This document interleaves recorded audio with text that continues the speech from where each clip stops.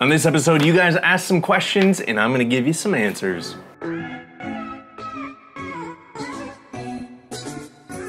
Hey, what's up guys? This is Nick from Nick Expose, and before we get into the episode, the AC is running across the room. Hopefully the mic isn't picking it up, but if it is, we're just gonna have to bear with it.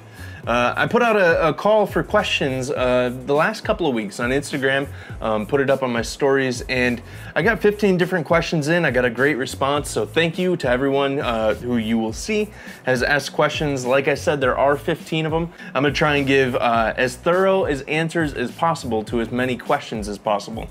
Also, instead of me actually butchering anybody's name or screen name, handle, whatever you want to call it, I'm actually just going to be putting them up top here, and then I'll be linking down to each of the handles that asked questions in the last time. And then if your question doesn't make it into this video, we'll do another one in the future and we will tag it on to that. So without further ado, we're going to get started. I'm just going to read them right off the list here, and then I'm going to answer them as best as I can. So the first question is, what is your favorite black and white film and why? I'll give you two answers for this. My absolute favorite black and white film is T-Max 3200. I have about 30 rolls in my freezer upstairs in my film fridge, and I absolutely love that film. I love the grain on it. I love just the contrast that it gives. I love just messing with all of it now because it's all expired, so you never know what you're gonna get. But I typically save that for shooting like my nieces or family or my wife, or you know, just special things to me, and I don't use that, like I don't usually use that for everyday shooting. On the opposite side, my absolute favorite like everyday shooting film is HP5. I switched over to HP5 a little while back. It's just so easy to bulk load. Like, it's so cheap to bulk load. It's $58 here in the US. You get a 100-foot roll, and out of a 100-foot roll, I typically get like 20 to 21 rolls of film at about 34 to 36 exposures each. So I absolutely love just, I mean, it makes it so cheap at the end of the day. What I also love about it is the grain structure and the contrast. I shoot HP5 like specifically at +2 and beyond. So I'm shooting it at 1600 ISO, 3200, 6400, 12800, and I've pushed medium format HP5 up to 7 stops over, and it just handles anything I throw at it. So I think, like, personally, and I might make an entire video for this, I personally think that HP5 is the king of black and white films. It's so versatile. It will literally handle any situation you're in. So that's a big reason why I love the grain structure. I love the grain structure when it's at 1600 and I'm developing at a high temperature, so it adds even more grain, and I just love everything about that. It's so gritty, so grainy, and it just has so much just life and soul to it. So that's my answer for that. Next question, why black and white when the world is in color and many street photographers shoot color? Is it preference or is it because of the classic look? This is a fantastic question, and it's a great question to follow up the last question with. It's not that I don't shoot color. So here's what I typically tell a lot of people when they ask me this question. I do a lot of weddings, I do a lot of engagements, and I'm always shooting color on those engagements, those weddings, and different things like that. I shoot primarily Portra 400 at those, so like that's my professional work, and I use Portra 400, and I love the colors out of Portra 400. It's like my all-time favorite color film, and I use that for professional work. But then with my personal work and my personal projects, I kind of want there to be a disconnect from the professional life, so that way it doesn't all run into each other and it doesn't feel stagnant, and I'm not seeing the same colors over and over. So I made the shift probably about 10 months ago now, maybe a little bit longer, almost a year ago now, to where I just started shooting 100% black and white for all of my personal work. I do have a couple projects coming up soon that have to be done in color to capture what I want to capture. I'm not going to be able to do it in black and white. But to answer your question, for me, on my personal work, if you notice, I bring a lot of graphic design into, like, I just bring that whole background into everything that I'm shooting. So lines, composition, shapes, I love working with light and shadow. And for me, it's a lot of tonality, it's a lot of light and shadow and contrast and shapes and just gesture. Color oftentimes could come in and ruin and destroy and amazing photo and just turn it into absolute garbage because you have vibrating colors or you have all these different competing colors, competing elements. Something that's red in the background that would have faded into just a neutral gray all of a sudden becomes this like pop out, stand out red in your face thing. At the same time, I also know that color can really enhance and just add to a bunch of different photos and everything there. But for a majority of what I'm shooting, it's mostly about gesture. It's mostly about light, shape, and shadows, and just about tonality. So I don't know. Yes, it's the classic look. Yes, I mean, a lot of the work that I study is you know, early Ralph Gibson and Elliott Erwitt and Cartier-Bresson and just all these different classics and the Magnum photographers and just everything in there, the Provoke era, and it's all black and white, so probably a lot of that plays into just inspiration that I find and just things that I'm constantly looking at. But for me, it's really just kind of breaking things down to a graphical element more than a color element, if that makes sense. Next question, if you only had one camera, one lens, and one film for the rest of your life, what would they be? This is probably a super easy question for me to answer. If you would ask me about 6 months ago, I probably would have told you something completely different. But right now, it would be like, I would love to just shoot my M2 with probably a 35 millimeter. I don't even care what 35 millimeter you give me, just give me a 35 millimeter on here and HP5. And I think I would probably be a happy camper for the rest of my life just shooting that setup. So quick answer for a quick question. Question, are you planning on posting the videos about making the leather camera straps? So if you guys don't know, I actually put up in one of my earlier videos these leather camera straps that I make out of recycled leather belts. I said that I'll be making a video of that. I will be making a video of that. It's actually a video that I look forward to bringing to you guys. It's just a little bit more of an intensive video. It's a lot like the zine videos. They take much more time and effort than something like this, to where I could sit down in front of the camera and ramble on. Those require actual demonstrations and overhead shots and just so much more, and it just requires a much larger chunk of my time. So I am making those. I will be making those soon. I also have the next zine video. I'm going to be making that soon. I have a video on how to replace light seals on the camera that's going to be coming up soon. I got all these videos in the queue. I just got to find like the time and like energy to just sit down and do them. This week I was sick and I really didn't make any videos this week, so I'm trying to cram a bunch of them in today and we will see how that goes. But to answer your question, yes, they will be coming soon. What are some basic tips and tricks about photography that you've learned that you wish you would have known when you were starting out? Fantastic question. And I wish that I would have seen a video like this answering this question back when I was starting out. Big thing that I do tell to younger photographers or earlier photographers, people that are just stepping into really wanting to take their photography to the next level, is the biggest thing is learn to see light. Light and composition, I think, are the two biggest things, at least, like obviously I just said a minute ago, they're the biggest things in my work. Composition, light, shadow, but learning how to see light. I feel like so many people talk about good light versus bad light, and I don't think that there is such a thing as good light or bad light. Light is very, light is like, it's neutral, you know? Like, you have light or you don't have light. Like, there is no good light or bad light. You have light. So it's learning how to see light and learning how to work with light that you see. So finding how shadows, like especially with portraiture, right? Getting the Rembrandt light, learning how to see that, learning how to see loop light, learning how to see soft light versus harsh light. Out in like street photography, learning how to photograph in harsh light, learning how to photograph in soft light, learning how to work with the shapes and shadows that end up with harsh light, learning how to work with the colors and just the tonality that you get with soft light. But I do feel like learning how to see light is one of the great, I mean, light or photography stands for writing with light, right? Painting with light, creating with light.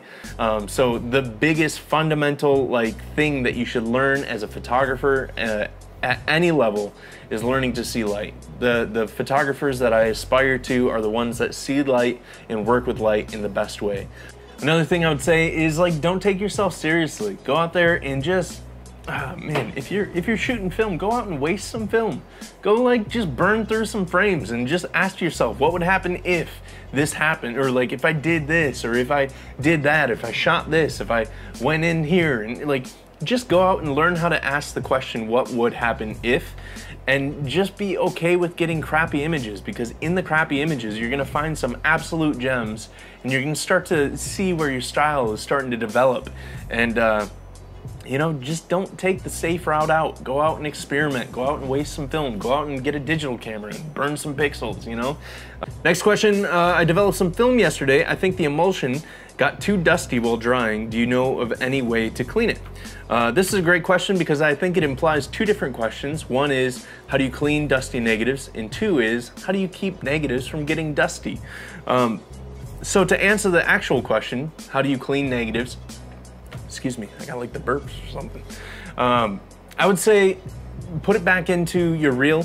Once it's dry and everything like that, put it back into the reel, re-soak it, put a little of your wetting agent or maybe even a little bit of dish soap, just a small little dab of dish soap, which is very close to the same formula as Photo Flow from everything that I understand. And actually just kind of give it a good shaking and kind of give it a vigorous shaking. All your developing process and everything is done at this point, so it's not like you're gonna be adding grain or anything like that. Hopefully what it will do is it will wet the negatives and allow some of those dust particles to dislodge, and then give it a thorough rinsing after that and re-dry. But before you re-dry it in the same environment that it got all the dust in it in the first place, a big tip on how to avoid getting dust on your negatives is to hang it in your shower, but which a lot of us do. First, run like a hot bath or a hot shower real quick just to get some moisture up in the air. And what that moisture will do, all that condensation and that steam, it'll actually bind to those dust particles and bring them down to the ground. And then you can hang your film. All the dust particles are out of the air, and you could dry it and not have any dust particles on it. After a film dries, once it gets dust on that, it's much easier to blow off with like a rocket blower or a like compressed air can or anything like that. So the big thing is you don't want it to dry in the emulsion while your film's drying. So quick tips. I feel like we're making our way through these pretty quick, so I'm actually gonna just run through them all. And some of these I might actually like go into even further on more episodes. So how can I scan my film pictures if I don't have a serious machine like you do? And by a serious machine, I'm assuming you mean a scanner. I have a Pac-On and I have an old Epson 3170. Both of them I would say are serious machines. The Epson 3170 is kind of ancient in scanning technology, but at the same time, my first zine was printed off all my scans from that. And those can be had for like $30 to $50 on eBay. I found a couple of them at thrift stores. So first thing you can do is go to your local thrift stores or look on Craigslist or just all the different things. If you look back to one of my earlier videos, I talk about just thrift store shopping and everything. And actually on this part 2 of that video, I talk about finding scanners at thrift stores. So that's one way to go about it. If you can't afford a scanner or if your area just doesn't have any, I know a lot of people that reach out from overseas that tell me like, hey, getting a scanner over here is extremely difficult.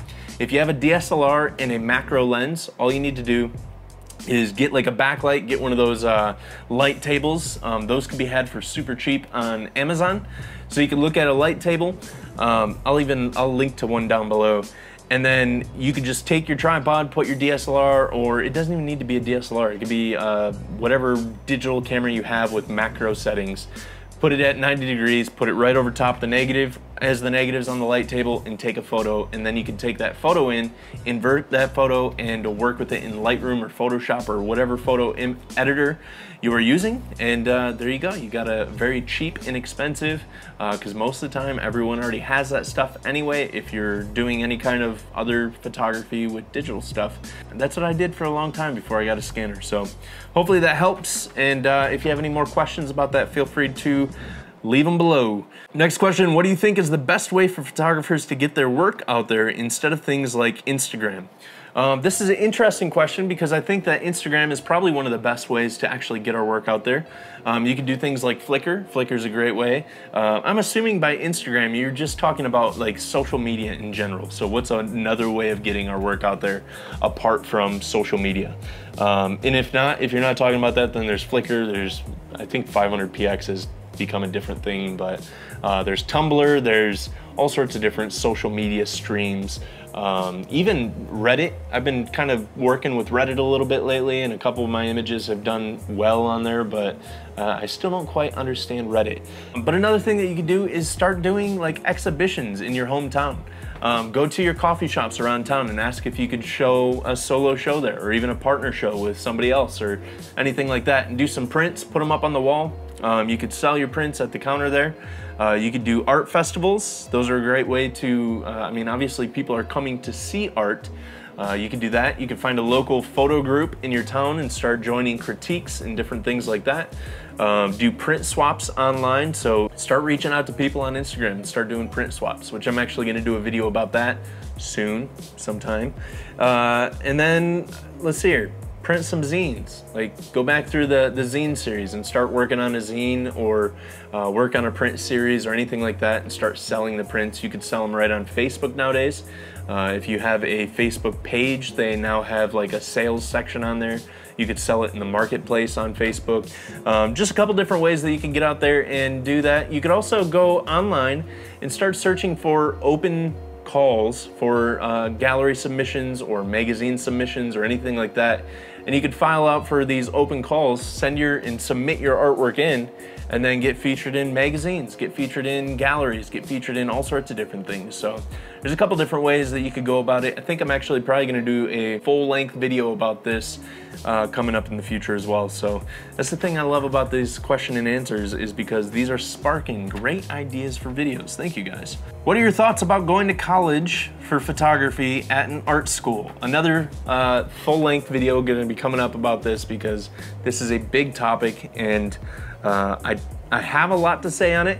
I'm gonna try and keep this one super brief and super short, and then we'll dive into it in the future. I think the big thing is knowing how you like to learn.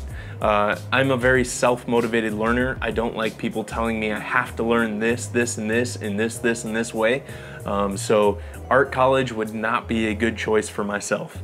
I would probably rebel against everything. I probably wouldn't do my homework. I probably I don't like the typical school structure. And I just think, for me at least, it's a broken model in a lot of ways. I love learning. I love going on like self-explored, just learning adventures. But at the same time, going to a art school specifically for photography is a great thing for some people if you don't have access to a lot of different things, like learning how to develop film in a controlled environment, learning how to print, being able to use a dark room pretty much 24/7 at a lot of colleges. The facilities, the access to the facilities are a great resource that you do get by going to an art school. At the same time, it can be argued that if you have a group facility like that in town that you could rent space out in on a month-to-month basis, it would still be cheaper than actually going to school.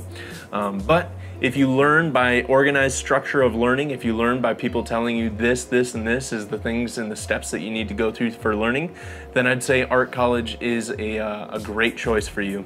And then also another thing that you get with art college is critiques, group critiques, and you actually get to sit amongst your peers and get your work critiqued, get to critique other works. But then again, that is also available on the outside. So yeah, I'm gonna keep this one short. So I think really just kind of going in deep inside and going, okay, how do I actually learn? What's my learning? Am I self-propelled in learning, or do I need kind of a step-by-step, walk me by the hand guidance? And neither of them are wrong, neither of them are right. It's just the different ways that people learn. So if that's you and you do like that kind of structure, then absolutely, art college is for you. But if you're somebody who spends all hours of the night on Instagram and in the forums and just trying to learn and reading books, then I think you could probably do it on your own without a college. So I'm gonna keep it there. I'm sure there's probably gonna be some comments coming up in the comments below about that one. Next question, how do you write an artist statement for a body of work where images are not a part of a single style or genre? If you've seen which I know that Jason who asked this has seen it, but if you've seen the last 2 Minute Tuesday or the last two 2 Minute Tuesdays, we actually talk about just talking about your artwork and actually writing out an artist statement, or writing out just a statement of declaration of what you're trying to say as an artist. Being able to show a body of work that you worked on in a period of time and being able to write your artist statement for what you were going through, what you were thinking, and what you were trying to do in that period of time kind of covers the basis across the board. So I'm no expert on this kind of stuff. I just started doing and stepping into this in the last year, but since then I have done a lot more writing about my artwork, a lot more kind of reflection of what I'm trying to say with my artwork, and I have had to write multiple different artist statements for different exhibitions, different zines, different publications, and all sorts of stuff like that. So that's what I would say to that question is just write as a generalized statement of this is who I am, this is what I was going through, this is what I was thinking about as I was creating this body of work over this period of time, and just let the rest of the work speak for itself. Any words of wisdom on finding balance between pursuing a creative passion, working full-time job, and family life? Thanks. I do think that this is a fantastic question, and my thoughts on this have actually recently changed. I heard something somewhere, and I don't remember necessarily where I heard this, but it was changing the idea from balance over to rhythm.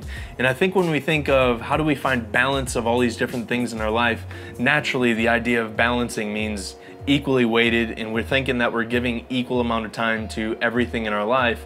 We kind of have this perfectly chalked off pie chart that's all of our time, and you know, sleep is here, work is here, family's here, creativity is here. And I don't necessarily think that that's true, and I don't think that it should be true. There's things that are in our life that we should be prioritizing more than other things, even if they are a big priority in our life. Going along with that, I would say finding rhythm is one of the biggest things that you could do with this, and actually finding what's priority in your life. So for me, priority number one is my time spent with the Lord. Priority number two is my time spent with my wife. And then after that, it's time spent with building relationships and friends and community, and then my artwork, and then work, and then everything else. And obviously work, I have a set schedule that I do work on in like, yes, but at the same time, like, my artwork is definitely a priority to where, you know, I find it much easier today to turn down taking on extra hours, or, you know, hey, can you come in and work this extra day? You know, it's much easier for me to say no because I am prioritizing my artwork. But I think finding a priority in your life, and I will challenge you and say, like, if a majority of your evenings and you know, time at home is spent on YouTube, like, YouTube is awesome, keep watching YouTube. I obviously love YouTube. But, you know, if it's on YouTube all the time, or if it's watching, you know, Game of Thrones or Netflix all the time, I would challenge you and say, like, start cutting out some of your afternoon activities to add in your creative passions, to add in, you know, the things that you want to do, and start actually doing them. A lot of the times we're really tired when we get out of work and we don't really want to go out and create. But making a priority of actually going out and creating is what I did this last year, this last 2 years really, and it's what allowed me to create the body of work that I've been able to create in the last couple of years, because I make a priority of it, and I go, even if I'm tired, even if I'm, like, a lot of the times I'm not exactly the most awake and active to make these videos, but they're a huge priority in my life right now. So I'm going, even if I'm tired, I'm gonna sit down and I'm gonna pump these videos out and try and make them as much as possible, so that way I can connect with you guys. So I think the biggest thing for that is making priorities in your life and holding to those priorities, chalking off time in your schedule. Actually put it in your schedule. This time after work is for photography, or for writing, or for, you know, whatever it might be, creating videos, anything like that. Again, I think I'm gonna make another full-length video on this, so stay tuned for that. This is the last one. We got 4 questions from the same guy, and I'm gonna allow this because Chris is a good friend of mine in town here, and I just love him, so I'm gonna answer all 4 of his questions for him. So question number 1, if you weren't a photographer, what alternative channel would you use to stay creative? That's a great question. I think 2 things, graphic design and writing. I love both. I've done a lot of both, and I have some books in me that I do want to write, some spiritual writings and stuff like that, but then also at the same time I absolutely love design. It's the whole reason for the t-shirt line and everything there. So that's the answer to that question. Question number two, what's your favorite thing about photography and art? And I think it's beauty. I absolutely love just being captivated by beauty and just going through and actually seeing things that just make me stop in my tracks and stare at it and just go, how in the world did whoever see this, and how did I not see something like that? You know, how do I not see the world in this way? Or, you know, I resonate with something and I go, this is exactly how I see the world. And it's just these beauties that we get to relate on. So next question, film versus digital. How'd you make the choice and why? I knew this question was gonna come up somewhere. So I'm gonna keep it super quick and super just brief, because so many different people go into length about this, and if you guys want to hear about this, I can make a full-length video about it. But I, in creativity, am a very process-driven creative. I love like getting my hands dirty with all of this. It's the same thing to where I enjoy writing down in a journal. You know, I enjoy typing out on a typewriter, even though I don't do that much. It's still like these tangible things that we get to actually connect with things, or connect with things in a different way, and in a very tangible way, you know? Every stroke of a key, or every press of a shutter, and then the advancing, like, you get to feel all the mechanics in the camera. And then the whole fact that when I took that photo, there was a chemical reaction versus a digital reaction, and that image now lives on that plane of film until it gets destroyed, you know? And it's just, it's there. We captured this. There's a dance between me and the subject that I'm photographing, and then the light that's going on around, and then all of a sudden it ends up on this emulsion, and then the emulsion changes, and all of a sudden there's something that was created that wasn't there before, versus, you know, files that were created that weren't there before. And what does that even look like? There's no creation going on there. And I don't know, I'm not opposed to digital. I shoot digital with my wedding work. I shoot digital with my work at the church and everything there. But for me personally, my creative craft is done through film. I love the grain. I love everything about it. And instead of trying to recreate it, why not just do it off the get-go? Does that make sense? And then the last question is, have you ever had a sour experience shooting strangers in the city? Yes, I will tell you two different stories. Both of them happened in Grand Rapids. One of them about 4 years ago. I was doing some street photography around. This is back when I was shooting with a DSLR, and DSLRs are obviously very obtrusive sometimes, and they're a little bit more intimidating than, you know, a smaller film camera. And I was walking up on a homeless guy and took his photo, and he pulled out a knife and just said to me, you don't belong in these parts, and I don't want my photo taken. And it was just kind of like, I might be forgetting exactly what he said, but that was definitely a tense situation, and I just apologized. I turned around and walked away while watching my back, because I didn't want to be stabbed in the back. And then the second one just actually happened a couple months ago. I was walking around doing street photography again in the city, and I pulled my camera up to these two guys. The one was wearing a Chicago Cubs hat. The light on the hat and then the shadow that was created on his face was just perfect. I took his photo, and he told me, hey, I don't want your photo. And I totally respect that, so I told him, okay, I'm sorry, dude, I won't take your photo anymore. And then about 20 minutes later, I was coming up on a parking lot, and there was a Cadillac pulling out, and the light was hitting the Cadillac, and it was perfect. And I took a photo of the Cadillac, and I look into the driver's side seat, and it's the dude that just yelled at me earlier. So him and his buddy get out, and they're just these big dudes, and I mean, they were just using every word in the book, and kind of like chased me down an alley, and I got away, and they eventually, I just kept on yelling, I'm sorry, dude, I didn't realize it was you. And it's just things that you don't realize you're gonna come up against. Typically, I'm pretty safe in looking and kind of, not that I judge people out there, but sometimes you can tell some people are a little bit more rough around the edges, and I probably don't want to stick a camera in their face. So I'm kind of trying to judge the situation as I'm walking up on them. Anyways, that's the last question, and I appreciate everyone who asked questions. I love this kind of thing. This is kind of fun for me. I get to think about things that I may not have actually thought about in the first place. So we're going to be doing more of these. If you do have questions, you can leave those in the comments down below, and I'll add them on the list for the next one. And then if you have any comments about any of the questions that I answered, or if you want to answer them for yourself or anything like that, feel free to leave those comments in the comments below as well. So I'd love to hear your thoughts on this. Do you guys agree with some of the things I said? Is there anything that I said maybe even about the school thing that you like strongly disagree on. I'd love to have those conversations with you in a civilized manner, which I know you guys always are. Like yeah, you guys are awesome. Thank you again to everyone that reached out. If you're not following me on Instagram, that's where I'm going to put out all the calls for stuff like this in the future. I'm always posting stuff up on my Instagram stories and just different behind the scenes stuff. So follow me over there at Nick Exposed. And then if you're new to the channel, feel free to check out some of the other videos. If you're new to the channel, thanks for sticking around for this longer video. I appreciate that. But check out some of the other videos. I have a lot on just creative process and making zines and photo books and printing, and just go and check out the rest of those. And if you like this content, feel free to like and subscribe down below, and please share with your friends. And we're almost to 1,000 subscribers, so thank you guys once again. As soon as we hit 1,000 subscribers, we're gonna do a giveaway.